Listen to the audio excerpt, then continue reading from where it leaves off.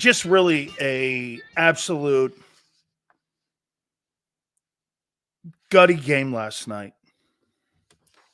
Just a gutty game last night, man. I mean, mm, I the second half by Sean Desai defined him. It's such an upgrade to Jonathan Gannon. There was nothing analytics could do in that second half. He did not, you know what he did not believe Kansas City outside of Kelsey could beat him. It's the way he called the game. You know, the last pass was the true definition of his guts when they didn't complete that pass. Can I tell you this? When I saw that guy break away, first thing I said is to myself, I don't know he catches this. If that's any guy in the Eagles, he catches that and it's over. Kansas City, I went like this. As long as it's not Kelsey, in KC, you play like shit. It came down to that play. As soon as that ball hit the ground, the game was over.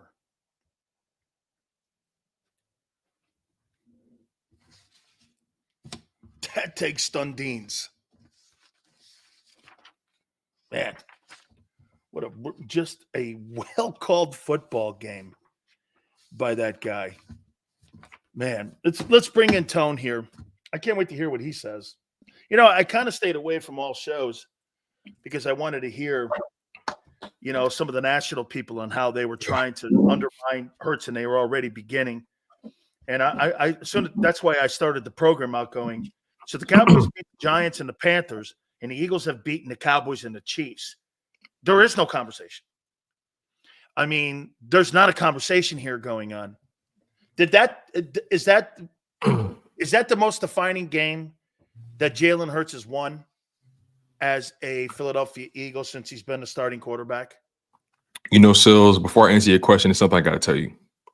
You know, me and Rob, we were talking about the game, and he brought up a very, very poignant Rocky reference, Rocky 2 to be exact. And there's a scene where Apollo Creed and Tony Dukes are in his office, and Apollo is preaching how he needs to get Rocky back in the ring. He has to fight him. He has to prove to himself that he can beat him. And Tony Dukes looks at him and says, "Look, champ, we don't need this one. And I'm going to tell you why. I saw that man get beat and beat down like no man I've ever seen before. And he just kept coming and coming at you and coming back." He said, "Now, Apollo, we don't need that kind of man in our life." That was Philadelphia last night. Yeah. You don't want Philadelphia in your life. You know, They talk about the gauntlet. We're the gauntlet. We're the buzzsaw. You don't want to run into us. So to answer your question, that was a defining moment for the Philadelphia Eagles, and even more defining moment for Jalen Hurts in his career. That's a kind of football team that you are not afraid of when it comes to talent. You're afraid of the will. You're afraid of the metal. You're afraid of what the texture is of the men in the building. You know, you don't fear usually guys, but you know, Tone, when you play some teams or you fight some people, no matter how well you play, no matter how well you fight, no matter what you do, you can't beat them. And when you get that, it's Brady. Brady had that metal in him. Jordan, let me say it again, like I said, when you get that little tiny, not every man is created equal. God puts his hand on a guy's shoulders, maybe a couple seconds longer, and gives them that one last intangible. This is not the intangibles of hard work. This is the intangibles of greatness. And greatness to me is defined by no matter how it looks, no matter what it takes, you're going to win. This is why it supersedes numbers. And I got to tell you, Tone, there's guys in the locker room And there's certain people when you walk, I've been in very few locker rooms. There's one dude in there and you go, wow, that's him.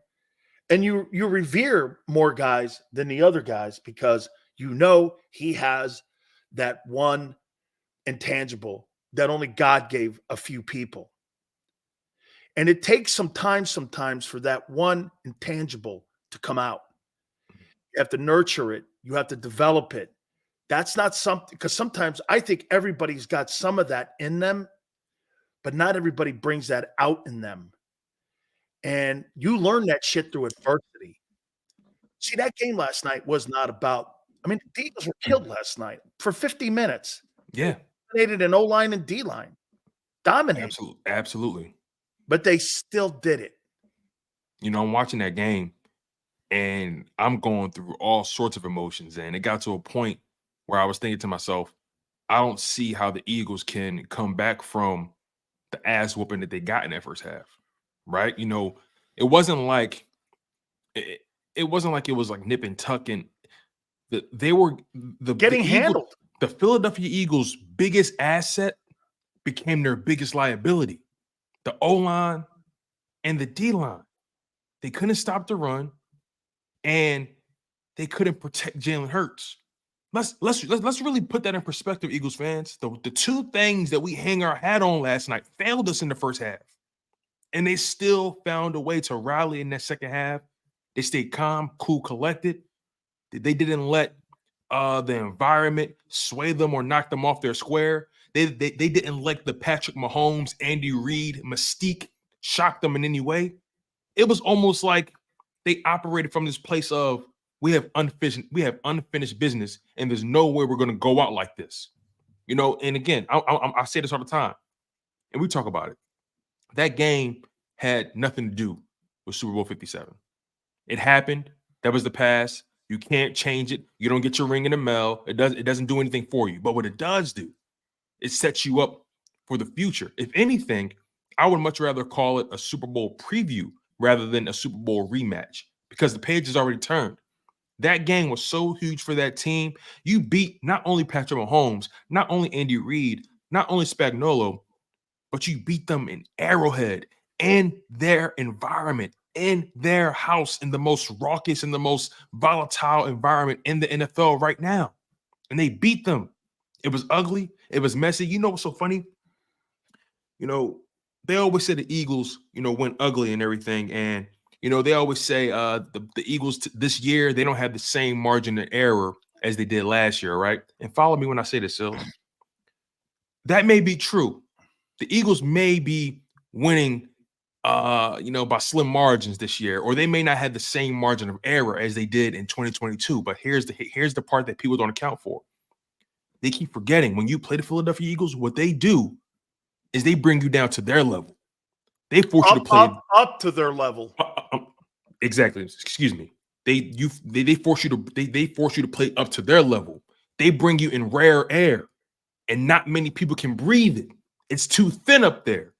So all those other teams who may appear to have a greater margin of error than the Philadelphia Eagles, the fact of the matter is when you're playing them, they diminish your margin of error. So whatever you did in weeks prior, it's irrelevant because even though their margin of error may be slim, they're going to make sure yours is just as slim as theirs. Like you said, they bring you to levels that you can't breathe at. Into your room. And anytime you see, that's the one thing that surely is the sign of a medal of a championship team is that you never go down to anyone's ability. You bring people up to yours. Mm-hmm. And not everybody can play because you know why, Tone? They haven't been there. And they haven't been in the environment like they've been in the last 3 or 2.5 years. It's hard to play at that level. That's why teams don't go back to the playoffs. That's why teams don't go back to Super Bowls, is because you can't continually play like that. I think Kansas City, quite frankly, you know what I see a little bit of? Fatigue. I see a little bit of championship fatigue on them. The Patriots went through it. Remember, I don't think they won a championship for like 9 years or something. Yeah. There was a 10-year stretch where they were just. Remember how about the Spurs? Didn't the Spurs go kind of like for a period of time? you have It that. happens. It happens. When you have a champion that long, it's just going to be a matter of time before you start to see some of that fatigue, lesser players, whatever. Okay, then you start asking the questions: what's going? There's nothing wrong in Kansas City. It's just that Kansas City's been doing this. I mean, think about it, Tone. 6 years in a row, you're the top seed in the AFC. That's quite a run, and It's difficult. Is what's going on in KC. Yeah, I agree 100%. You know, it's extremely difficult. And, you know, someone in the chat brought up a very interesting point, you know, in the last segment. What they're doing this year is kind of close to what Andy Reid tried to do in some of those Eagles years. Now, obviously, you know, KC, they got their 2 Super Bowls prior to the situation coming to their doorstep. But the reality is you have a superstar quarterback and you're forcing him to have to elevate not just a bunch of number 2s. You're forcing him to elevate a bunch of practice squad level wide receivers. And you have a star tight end. I'm not even calling Travis Kelce's not even a superstar anymore. He's a star. You know, in my opinion, he's starting to age in front of our eyes. You can see it. Looks a little slower. He looks slower. He doesn't seem as sharp or engaged. Or engaged. So again, Andy Reid, they're forcing Patrick Mahomes to have to elevate these mediocre, below mediocre, subpar receivers who just don't have what it takes to play at the level. And it can only get you but so far. We talked about this yesterday, did we not? We said if the Eagles want to win this game, they got to force Patrick Mahomes to have to throw that ball 40 plus times and eliminate Travis Kelce from the equation and force him to throw that ball downfield and have those guys win him the game. And stop the run. They struggled in the first half badly. And that's when I thought this game was lost. I thought Kansas City got away from it, though. And by the way, JB, they're not going to call. I saw the holding in there, too, okay? It was holding all game. It was. Let's be honest. Let's be honest. You can call holding on every play. Let's really not even. I thought it was. I think there were 7 penalties on each side. I mean, yeah, a holding was not the issue. They got freaking ran on, and I thought Kansas City got away from it in the second half because I thought Andy panicked. I think they did get away from it, and they kind of got away from it unnecessarily. And I think they fell into the trap. I think they fell into the same trap the Philadelphia Eagles fell into when they played the Jets. They saw that their pass defense was mediocre, and they felt like they can just abuse it. And guess what? They elevated their game. You know, instead of sticking with what was working, because the Eagles were struggling to stop the run. But in the second half, they picked it up, though. They got better at it. But still, I felt like KC gave up on it a little sooner than I thought they would. What do you think they are averaging 170 yards rushing in 3 games against the Eagles?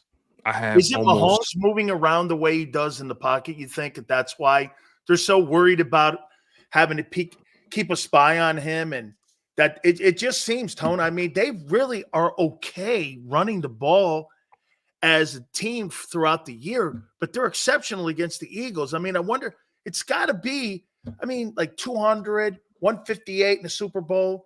They had, how much did they have in this game here? 168? 168, I believe. I mean, they're averaging 170 yards a game against them. It's crazy. Yeah, you know, it's interesting because from a rushing perspective, that was their biggest game. The most rushing yards they ran for all season came last night against the Philadelphia Eagles. Isn't that the last 3 years, though, the biggest game that they've had rushing the ball has been against Philly? Yeah. Yeah, as a matter of fact, psychotic. Over the past 3 years, the biggest games given up rushing for the Philadelphia Eagles, I think, came from the Kansas City Chiefs. I mean, I'm not entirely locked in on that. They had 200 in their 21 game. Yeah. They had 158 in the Super Bowl. Yeah, I don't think anyone's put up those numbers on the Eagles over the past 3 seasons, if I'm not mistaken. And their running game wasn't even the best last year. That's run the ball that many times and for that many yards. Right. So to answer your question, it could be the Patrick Mahomes mystique. The fact that they're so concerned with him dropping back and being able to pick him apart. Maybe they don't, because initially they started just rushing 4, and then they got so nervous about it they put a 5th man on the line. And then some of those runs, Patrick Mahomes was breaking their back, so then they put the spy on him in the second half. But to your point though, the Kansas City Chiefs are not the greatest running team. They're not. They're like 20th.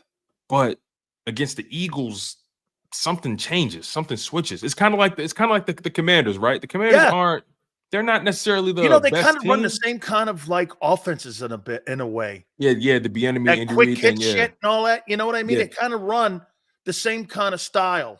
Yeah, and also I think another thing they did was if you noticed, Kansas City, they was doing a lot of double motions. Like they were motioning two tight ends at the same exact time. And it was very strange. And I just felt like they was just caught off guard. And also I wouldn't even put it past look those big guys on the front lines, O-line, D-line. I want to say maybe they came off flat because of the bye, but at the same time, this is the third time that they've rushed for over 150 yards on you. You can't. That's not a coincidence. It's not.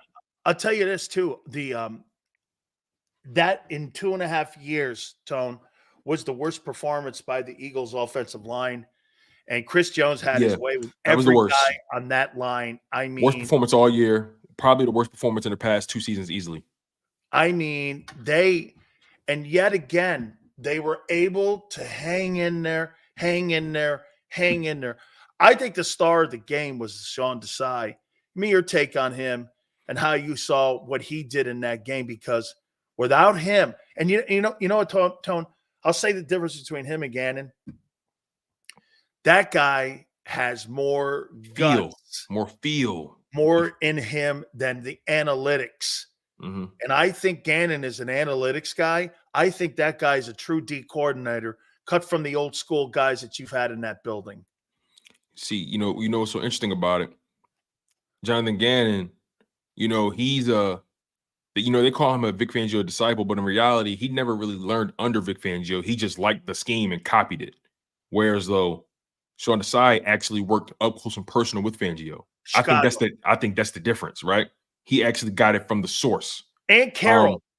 Carroll. Yes, that's a very good point. He's well connected from a tutelage standpoint, right? He's well connected in his mentorship with Pete Carroll and Vic Fangio. You know who worked with Pete Carroll up in Seattle? Dan Quinn. Remember that? Dan Quinn. Okay. Dan Quinn was part of that staff that put that Legion of Boom together. Okay. So it was him up. The Dan Quinn was up there also. Is that how he got the job in Atlanta? Yeah, that's right. Okay, that makes a lot of sense. So I mean that proves he's a better coordinator than the coach, which is what sometimes it just fits. But nonetheless, though, Sean Desai, man, he's put together some. If you notice, it's against some of the better opponents, right? Where he's had to really show up and he's proven it, right? The Rams, obviously, they're struggling, but we saw what that first half looked like. We know what Matthew Stafford and Cooper Kupp can do when they're healthy and when they're rolling. We know what it looks like. And they also have that new guy, Puka Nacua, who's taking the league by storm. He shuts them down completely in the second half. Then the Miami Dolphins finds a way to come up with this game plan to limit the damage Tyreek Hill can do. Holds him to under 100 yards, only had 1 touchdown, but he really didn't hurt you. Jalen Waddle was a non-factor. Their running game was a non-factor. He schemed it up perfectly, having the Eagles defend the C gap, which is where the Miami Dolphins love to attack teams in the run game. They love to get their running backs out in space, hold them to 17 points, right? Then you go on the road to face the Kansas City Chiefs, and you find a way to not just shut them down, you shut them out. They couldn't get a field goal in the second half. That's that. Because the last 3 games, Kansas City has struggled in the second half on scoring points. I hear that, right? And I agree with that. But at the same time, you got to say to yourself, but the Eagles' pass defense is giving up so many yards. Agreed. So it's like that may be true, but damn, can the Philadelphia Eagles keep that trend going? He even had a great game against the Dallas Cowboys for the most part. I mean, I understand Dak kind of carved them up to an extent, but if you really watch that game, the reason Dak had to throw for that many yards is because they were behind double digits in the fourth quarter. So he was going to get the yards, but you held them to what, 23 points? Yes. So I can live with that. You hold the Cowboys to 23 points where they used to averaging 30, 40 points. So I can live with that. You hold the Chiefs to 17 points when they're used to averaging I want to say 25, 26 points at home. You feel what I'm saying? I can roll with that. Absolutely. Let me put this at you here. I want Brian Johnson replaced as the offensive coordinator at the end of the year. Am I off base for saying that? He grinds my gears. He grinds my gears, and I think he was marginal in that game. He was definitely marginal. I personally believe talent won the day on offense, not coaching by any stretch of the imagination. If you really look at it, the Eagles had 3 red zone opportunities, and they just happened to take advantage of all of them. And defense pretty much kept that game within reach. Brian Johnson did nothing special. One, I will say this though, I think he did a good job trying to get the ball into DeAndre Swift's hands. I will say that because there Sure that wasn't Jalen audibling? Because I heard a lot of audibles last night. That's a good question. That's a $1 million question. I can't even argue with you about that because Did you Brian Johnson there was a lot more audibles? Yeah. For example, on that Devontae throw, that was an audible. He saw something. You know, there was a play. I'm glad you brought that up. There was a play that really stood out to me. It wasn't the biggest play. I think it got about maybe 10, 12, maybe 15 yards for the Philadelphia Eagles. Jalen was under center. I believe he was under center. No, he was in shotgun. I'm sorry. Jalen was in shotgun. And he was motioning or audibling to Kelsey. And he was trying to get Kelsey to shift the line assignment. And Kelsey looked back at him. And he was like, no, trust me, no. Hurts had the mental fortitude to trust his all-pro Hall of Fame center, and they hiked that ball, and they went left. Hurts goes left. Kelsey pulls, goes left. Kelsey gets a real big block. Hurts picks up, I think, 12 or 15 yards, something like that. Just those moments where a quarterback can probably overcook it, and his Hall of Fame center says, hold on, wait, we got this. Trust me on this. How many quarterbacks do you think would allow a center to override a quarterback in an audible out of 10? I say none. And guess you know what I say to that too? How many quarterbacks, play with a Hall of Fame guy like that, an all-pro guy like that? I mean, and this goes back to what we say about Jalen Hurts all the time, right? He really leans on his leadership. He really leans on the guys that he trusts the most. He trusts Jason Kelsey a lot. And he said, Jason Kelsey said one of the reasons he came back was because of Hurts, because he was supposed to retire, I think, after 2021. He's supposed to retire. The year they went 9-8, they made it to the playoffs, got smacked by the Buccaneers. He was supposed to retire then. He said he came back for Hurts. And Hurts said, and then coming into the 2022 season, I think it was, or the 2023 season, I can't remember, but coming into one of these seasons, they asked. I thought it was every year he was debating. No, he was. But one of these years specifically, they asked Hurts, you guys were able to bring, all these pieces back. You guys lost these kind of pieces. How are you going to respond to that, right? And Hurts said, well, as long as Jason Kelsey came back, that's all that really matters. That's what he said. And I'm paraphrasing, but in so many words, he said, well, all I know is Kelsey came back, and that's all. That's all you guys needed to know. Let me do something here that is going to pain me to do. I haven't talked for about how long now? Almost 2 hours. I got to hand it to Nick Sirianni. Okay. All right. And okay. When you told me this is going to be an interesting show, I didn't know it was going to be this interesting. All right, I'm following. I hate what I'm going to say here. I totally hate what I'm going to say. Say it with me. I can't believe it. It's ridiculous. But he had the best week and not talking too much, and the best sideline decorum, and the best temperature on the sideline and bedside manner he has had since, in my opinion, he's been the head coach of the Philadelphia Eagles. He's had a fabulous 2 weeks. And I just think the time he's maturing into his role.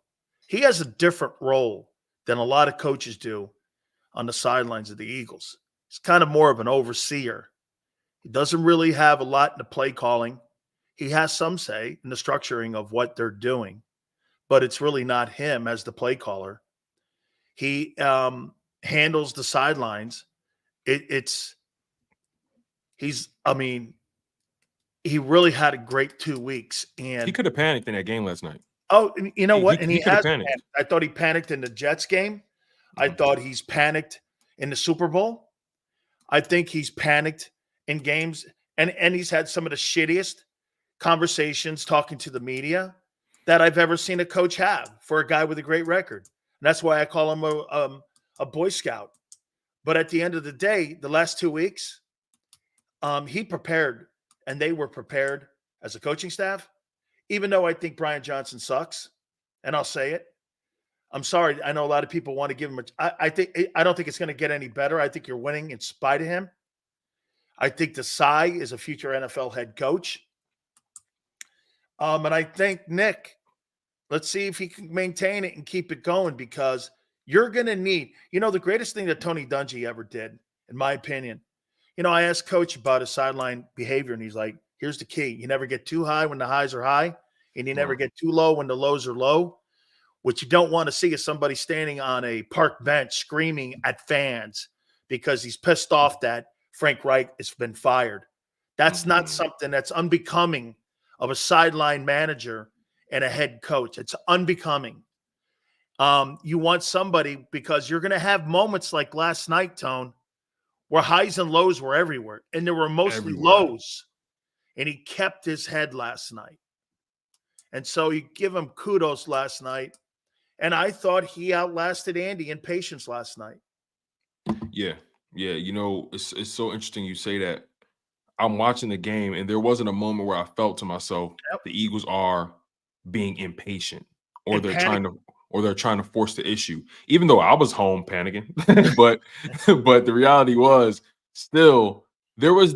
Even though I was on edge, there was still this thread of, can they actually win this game? Like there was still this thread of, because I'm looking at Jalen Hurts on the sideline. When you took the lead, didn't you think the game was? Didn't you think? Come on, man! Didn't you see Kansas City's will kind of something changed? I felt it shrunk. Something shifted when the Eagles took the lead. I feel they shrunk a little. I think that pass to Devontae was the nail in the coffin for them. Yeah, I do too. It was something like that, because remember, it was back-to-back plays. Jalen converted a huge third down to Devontae. And then first down or second down, he delivered a bomb. And nice throw, a tick underthrown, just a tick. But Devontae adjusted, caught the ball with the back shoulder when he was draped, and they got it in. And something shifted in that stadium. It wasn't just the players either. There was a shift, because you know what it was? They were beat. See, this is why the air came out. This is why there are 4 quarters in a football game. In that first half, the Chiefs arena, the Chiefs stadium, the fans, they were up 17-7, double-digit lead. It was pandemonium in there. But then when the Eagles scored that touchdown to make it 14-17, something shifted. And then when they forced the fumble, something else shifted. And then when they finally got down there and they scored that touchdown, it was almost like the stadium knew this game was over. It was just only a matter of time. See the fans putting their hands over their mouth. This is them going like this, and this is them the whole time. When it got down to the 8:36 mark, I was like this. I felt the building moved. Yes, there was a shift. The only difference was it took the Kansas City Chiefs some time to realize it, but things changed in that moment. And I'm thinking to myself, okay, can this defense hold up? Because me personally, when it comes to this defense, I'm on a drive-to-drive basis with them. If I'm being honest. If they get a stop, I feel like offense is your responsibility to make sure it was worth something, because they ain't going to get many of them. So when they get you one, you got to take advantage. You think this team is tougher than last year's team? Yes.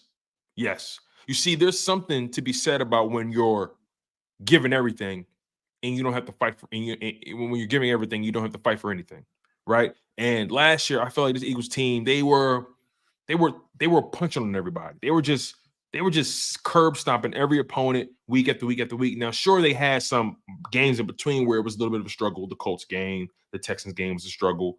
The second Washington game was a loss. That was a struggle. The final Giants game, Hurts was kind of hurt. You lose back-to-back weeks to the Cowboys and the Saints. They had some games sprinkled in there, but for the most part, the Eagles were a dominant force last year, and they were beating people convincingly.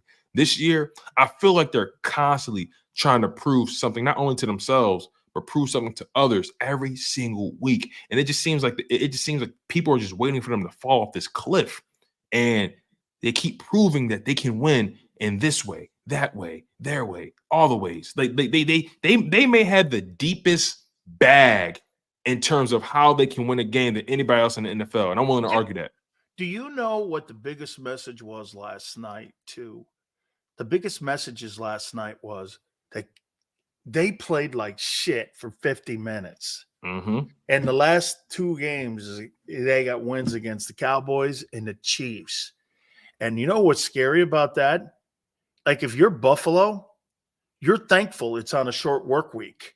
Mm-hmm. Because I'm telling you, dude, you're going to have an almost perfect game to knock that team out at home. And I don't know if Buffalo's capable of that. At this point.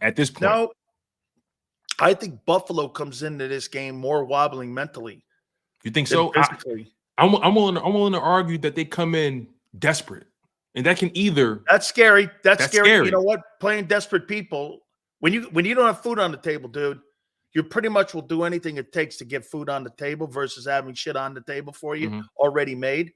So they'll be desperate. That thing's going to be a 60-minute ball game too. I'm guaranteeing you on Saturday, just because it's a short work week. And I wouldn't have it any other way. I want the Eagles to go through everything they're going through right now, because when the playoffs come, nobody's going to be able to touch them. Do you think the NFC East is wrapped up? No. Still got to watch the Cowboys. They're still, granted, they're 2 games behind, but you still got to pay attention to it. Their schedule is a tick easier. Oh no, I think they got some dog games coming up here that they can lose. No, I'm with you. I'm with you. I just think if I had to compare the schedules, the Eagles is a tick more difficult. Oh yeah, because they were the division champs and they're the wild card. Exactly. Who do they play, Tone? So the Commanders. Next up, I said the Commanders. Thursday night they play the Commanders. Yes, yeah, they'll kill them. Yep, Cowboys play the Commanders. See, here's the thing. They still have to play the Commanders twice. So I think the Commanders. And Ron's coaching for his job. Ron's coaching for his job. They have yet to see this Bieniemy or the next job. Right, and also Bieniemy is trying to prove something as well, like he's been doing. I just feel like the Commanders are going to push them. Now I think the Cowboys may still win the game. Don't get it twisted. Yep. But I think the Commanders are going to make this a 4-quarter game. And I don't think the Cowboys can afford to just go in there and think they can bully them like the Giants or the Panthers. I don't think that's going to happen. The thing about the Commanders is 1 week they can give you 30 points, then another week they give you 17. So you have to be mindful of that. But they got a better back end. I think they're going to probably keep Sam Howell more at bay because of the secondary that they have. I think the big thing will be for them is if they can establish some type of run game. I'm telling you this too, Tone. I think Eric Bieniemy has solidified himself as a job as a NFL head coach because he should take over Washington. They're having in Kansas City, and you're seeing the development of Sam Howell. If that's me, I read between the lines a little bit here and see the job that is not being done with Nagy and the job that's being done in DC. I mean, I don't know, man. It looks to me if I have to have a head coach to develop a quarterback, I may give Bieniemy a shot at being a head football coach, and it just very it might just be in DC. Yeah, so Cowboys got Commanders left, then they got Seahawks after that, then they got Eagles at home. So they got 3 home games coming up. They can lose all 3 of those. Very much so. Now, here's the thing about the Seahawks. Geno Smith, is he going to be banged healthy? Up? Okay. Is it in Seattle or Dallas? It's in Dallas. Okay. So that's going to be tough. Then they got the Eagles at home, and then they got Bills on the road, Dolphins on the road, Lions at home, and then they're at Commanders. In this what is this, a 7-game stretch? In this 7-game stretch, I think they very well can lose 2 games, and that's all. That's all. Even if they lose 1 game, that's all Eagles need. You know what I mean? And the Eagles can control that. If you're Dallas right now, the number one thing, if you find out you can't win the division, the most important thing, the second most important thing is I do not want my opening wild card game to be San against Fran. the 49ers. But you know what's so crazy? I think as much as they want to avoid that team, I think it's going to happen that way. Well, if they run into them, really they'll be smashed. I really believe that's going to be the case. And you know what the second round will be? It'll be Eagles-Cowboys in the divisional round in Lincoln Financial. Right. Hear this right now, right? Hear this. So far, the standings have shifted a bit. So the Eagles, if everything holds true, Eagles get the bye, right? Detroit will have to play Minnesota. So Minnesota will go to Detroit. Detroit wins that. Detroit would be in the divisional round. Right. Seattle will go to San Fran. San Fran wins that. Right. And then Dallas will have to go to New Orleans. Dallas would beat them. And Dallas would be the wild card. So Dallas would play, because they're not a division winner. They'd play the Eagles. They would put the Eagles in the divisional round. They're the lesser seeded team. Mm-hmm. And exactly. it would be New Orleans and San Francisco. No, it would be San Francisco, Detroit in the divisional round. Correct. And then it would be Eagles and Cowboys in the divisional round. Correct. Oh, that's a hell of a. The Final Four is going to be amazing, man. Who would you rather see, Tone, in the divisional round? Seattle, Dallas, San Francisco. I would much rather. It's easy for me. Give me Seattle. Yeah, I'll take the lesser team. Man. Give me Seattle. Give me Seattle. This ain't about who's got the biggest Johnson. No, you're right. I don't care about that right now. No, you're right. You're right. Give me Seattle in that matchup, and it'll be like an extended bye week. No, hey, look, you feel like real girls bring them all on? No, man. I want the least amount of resistance to get to the championship game. Right. Why would I want to have, if I can have it easier to win a Super Bowl, which is already the most impossible thing that I'm trying to do, is get back to the damn game. You want to make it harder for me? I'm with you on that. Yeah. Give me Seattle. Give me Seattle. Now the question becomes: let's say they do get Seattle, right? Who would you rather the Eagles play in the conference, Detroit or San Fran? Detroit. I'd much rather play Detroit as well. Detroit, because I think there's more weapons in San Francisco. Yep, and I think Detroit is still. Yeah, they're maturing. Yeah, you can catch them before they become what they're supposed to become. You know what they remind me of? And I don't know if they'll become it, but they kind of remind me of them 90s Cowboy teams prior to finding out who they are. Interesting. I don't know if they'll be that. Right. But they're better in the secondary now. That Hayden Hutchinson kid's good. Their old line's good. The running game's good. Mm-hmm. The quarterback's efficient. I just don't think they know how good they are. Yeah, I think that's what it is too. Also, I still feel like they're liable to make some crucial mistakes in big moments. Their defense is playing very well, but I still feel like there's some leakage there. Regardless, though, the perfect scenario is for the 49ers and the Cowboys to play in the wild card. That's the perfect scenario. But here's the thing: Seattle would have to win. Seattle needs to get ahead of Dallas. Right now, Dallas is 7-3. Seattle is 6-4. Now, upcoming for Seattle is going to be interesting because they have 49ers, which they're going to lose that game if you ask me. Then they have Cowboys. Then they got 49ers again. Then they got Eagles. This next 4-game stretch is going to be brutal for us. Listen, this is going to sound crazy, but Seattle can potentially lose the next 4 games. Oh yeah, easily. Absolutely. They can be on a 5-game losing streak because they just lost to the Rams 17-16. Hey, what's your take on AJ Owens and his behavior on the sideline? That almost went over my head. I ain't gonna lie. I didn't. What's your take on AJ Owens? You know what's so funny? I'm way more professional, obviously, on camera. But when I'm watching the game, right? Oh, well, wait a minute. You have to be because you told me you can't watch an Eagle game drinking. Right. So, I mean, that's not – I already know who you are behind the scenes now, dude. You're like right. Tiger Woods. You're really not that guy, dog. So I'm watching it, right? And when I saw the interception happen, I'm thinking to myself, what the hell went wrong? So I watched the replay and I'm like, oh, AJ ran the wrong route. But then I look closer and I'm like, wait, so he beat him so bad, he basically ran his own route. And he's looking at Jalen like Jalen is supposed to just see him automatically. Jalen was getting rushed all day. He couldn't even see past the trenches. So when he went to the sideline and made it a big thing, I'm thinking to myself, dog, you got to relax. It's so much more at stake right now than your damn ego, bro. It's bigger than you. It's bigger than you. I'm gonna be honest with you. I'm an AJ Brown dude. I love AJ Brown. Let me make that clear. But there are times where I question how the hell did he get the captain tag? How? Because captains wanted him to have it. Captains don't act like that. But Jalen wanted him to have it. You know why? Because he's managing his ego. And here, let me give you an example of it. Here's how great leaders do it. Okay, and I'm going to use two men. I'm going to use Dwayne Wade, and I'm going to use Steph Curry.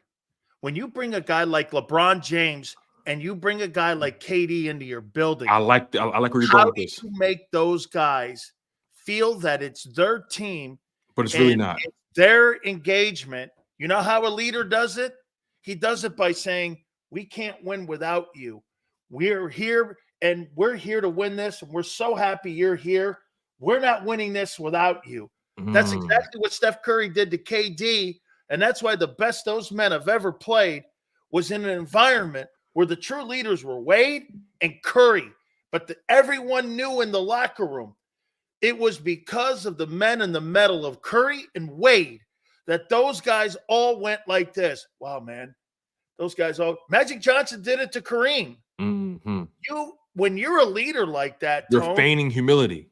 You exude leadership by engagement. Right. And by allowing those men to feel, oh, this is my team. KD walked around Golden State until he realized it.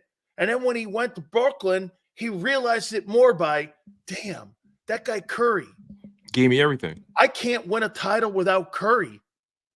But he proved it 2 years ago. I won one without him. And you're like this. Wade has won one without LeBron. Yeah. He won it with Shaq, I think. Yeah. But Shaq Shaq was on the back end. Yeah. You feel Shaq had a great Detroit series. Yeah. That Eastern Conference. Then it was Wade in the finals. It was Wade all. Yep, it was Wade all day. Wade in all that finals. But you feel me now? What I'm saying about how great. I like that comparison that you did just there because it correlates. It makes a lot of sense. You know, a guy like AJ Brown, he's a humble dude, but he has a big personality. Does that make sense? Like he's a grounded guy, but when he's on the field, it's almost like he turns into another person on the field, which I respect. But and by the way, I think LeBron learned after he left Miami how to win. Yes. And that's what happened in Cleveland. He said that though. He went there to learn how to win. Because Pat Riley he wasn't getting that in Cleveland at first. Hey, Pat Riley and Wade were essential in the development of how to run a team. Absolutely. That's why when I hear that narrative, you know, he would have still been. What was that narrative that they were talking about not so long ago? He would have still became who he became without that Heat move. I'm Absolutely. like, no, he wouldn't have. I don't think he would have because we are who we are because of our experiences, and we can't just assume someone would naturally have the same progression if you eliminate a key aspect of their history. And in the AJ Brown, Jalen Hurts situation, I would have to agree with you. I wouldn't be surprised if Jalen holds him close. I mean they're best friends obviously, but on the field he holds him close, makes him feel empowered, and that's where Donovan McNabb went wrong. That's where he went wrong. Instead of pulling Owens close and making him believe he was empowered, his ego prevented him from doing so, which led to him clutching his pearls and saying, "No, this is my team." So far to dictate that, nah, we shouldn't pay Owens, pay Brian Westbrook. And Brian Westbrook is great, by the way. But the point is, when it was time for Owens to get paid, McNabb was quiet, but he was running up and down the hallways screaming for Brian Westbrook to get paid. So the point is, leadership comes in all different forms. Leadership goes beyond being vocal. Sometimes when you're the de facto leader, it goes without saying. And when you're that confident in your position, you don't have to prove it to anybody. They just know. What he does. See, again, McNabb loses that game last night.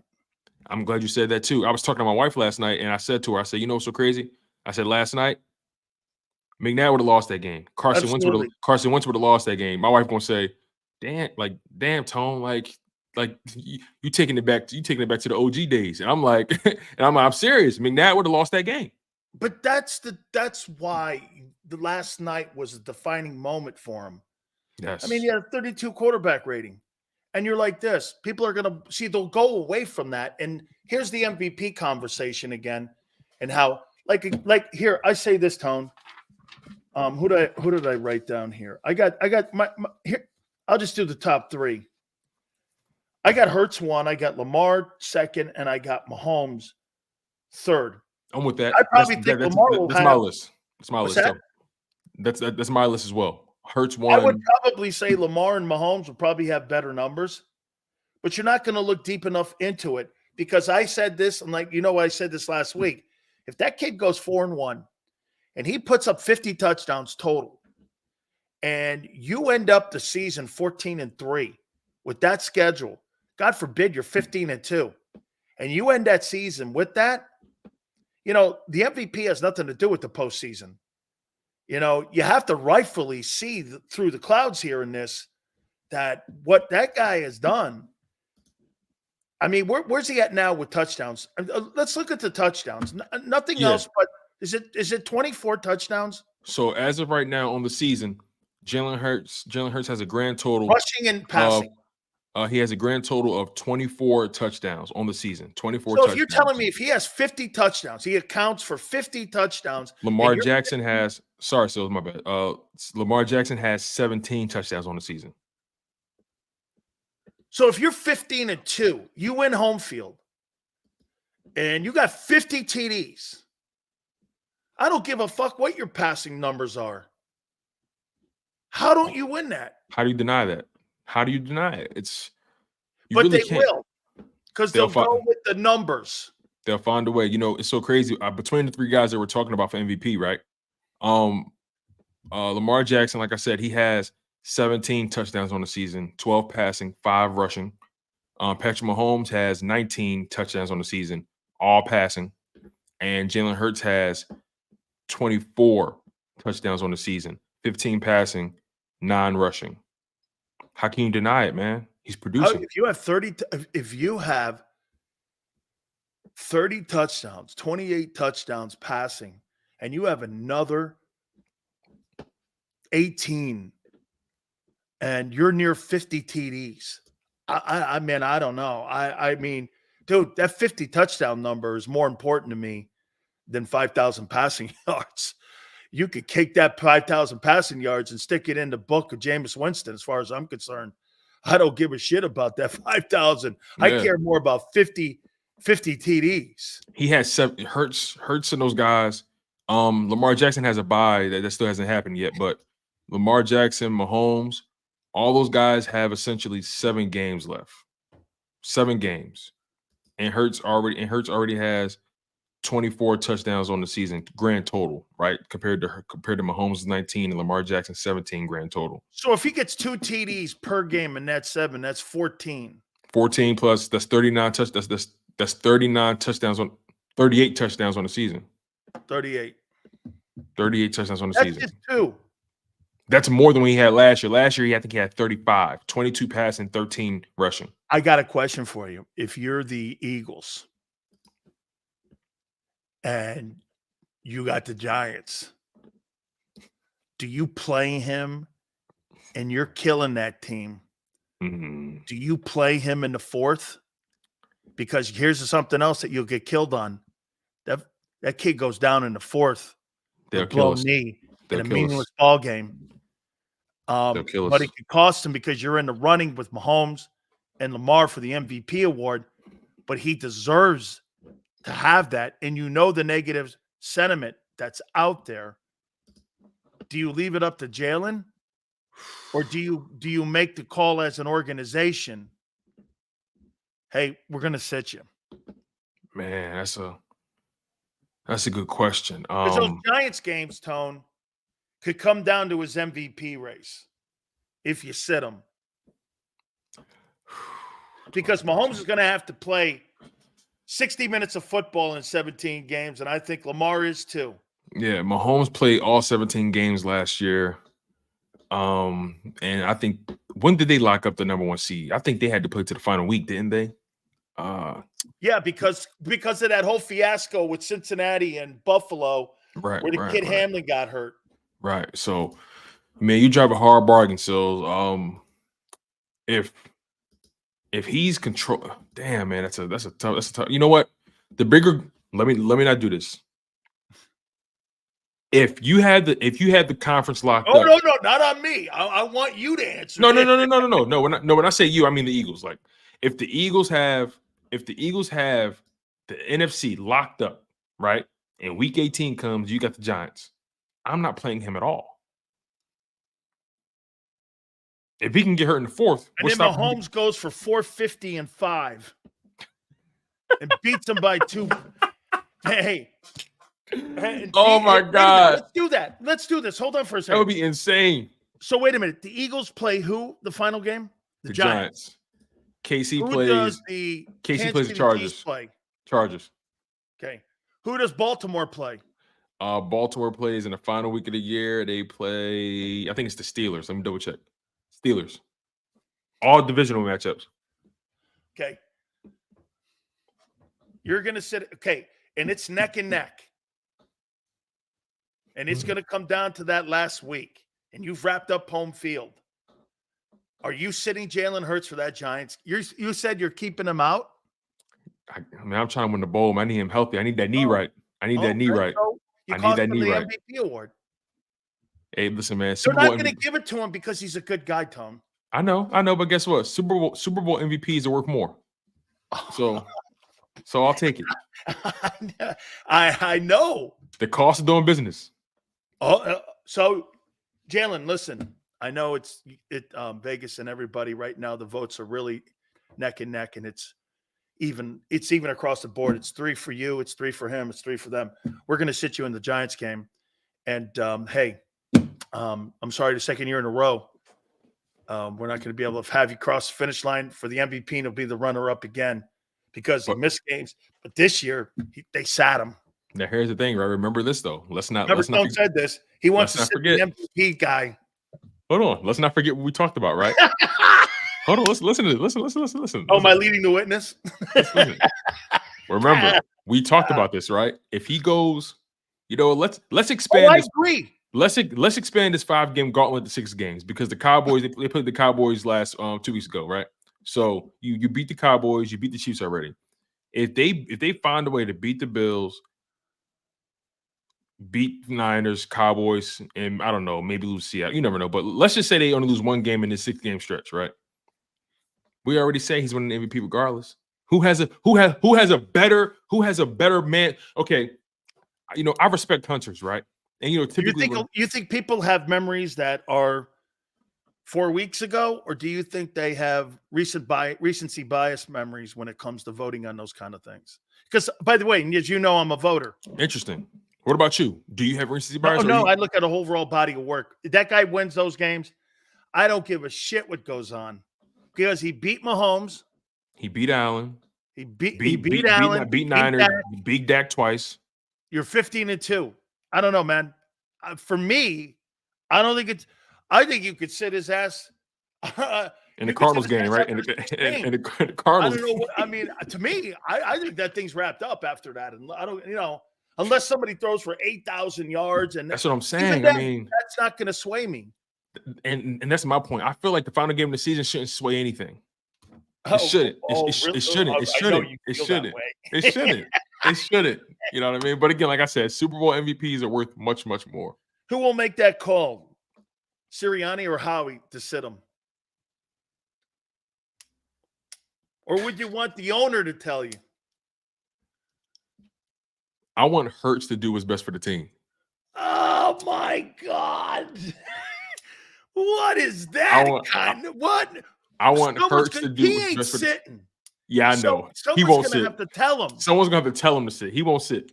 Jalen Hurts will play with no legs if you let him. Like Do you call Nicole in? Hey Nicole, Nicole, listen, I want you to tell Jalen because we don't want to do it. Oh man, you know what's so crazy? Bad news always feels better coming from a woman. So, like, you know what I mean? And like, the one handling my money. And the one handling my money, right? You know what I mean? So, you know what, man? I gotta go on my gut. You know, Tone's gonna cost his boy the MVP. If they got the conference locked up, I don't see the point. Now, some people say, you know, Russ keeping them sharp, all that kind of stuff, but you know, I don't see why not. I don't see why you play him. You think he's having a better year than a year ago? I do. Yes. After last night? Yes. The resume says more so. signature wins. Yes. More signature wins. He's on pace for more. He's on pace for more touchdowns. Wait a minute, Tone. Fuck the numbers. Right. All I know is the games he's won. That's a good point. Yeah, that's true. Now you're starting to talk like a voter. Okay, I'm talking now like this guy beat Dak. One of the obstacles people said, me, beat Dak 8-3 going into this year. Beat him. Beat Tua.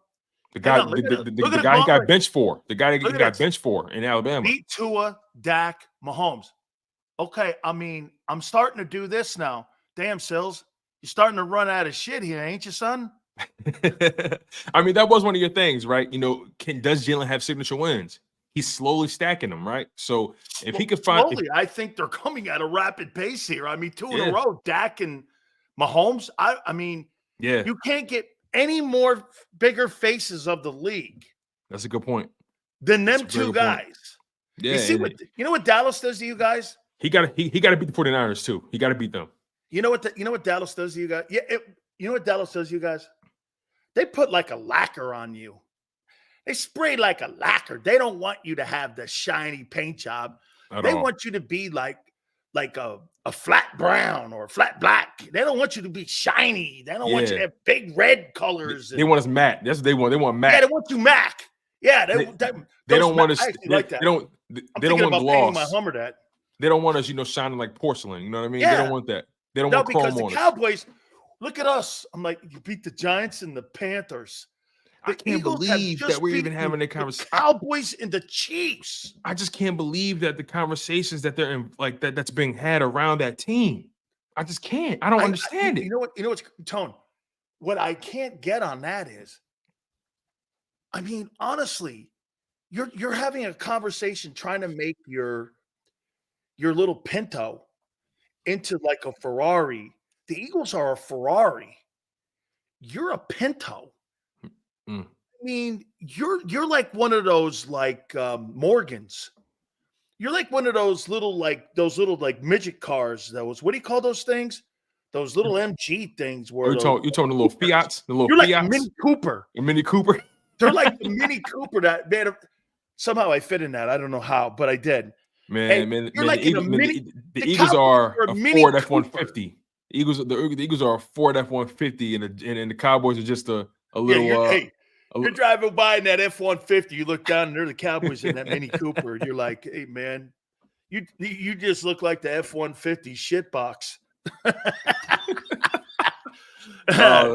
Great stuff, Tone. Definitely, sir. I appreciate you for always bringing me on, man. It's always fun. You got it, man. Fun time. I love the segment every single day, Monday through Friday. We're going to get our guy, Philly 500, on here in a second. We appreciate everybody. Keep it here on the National Football Show.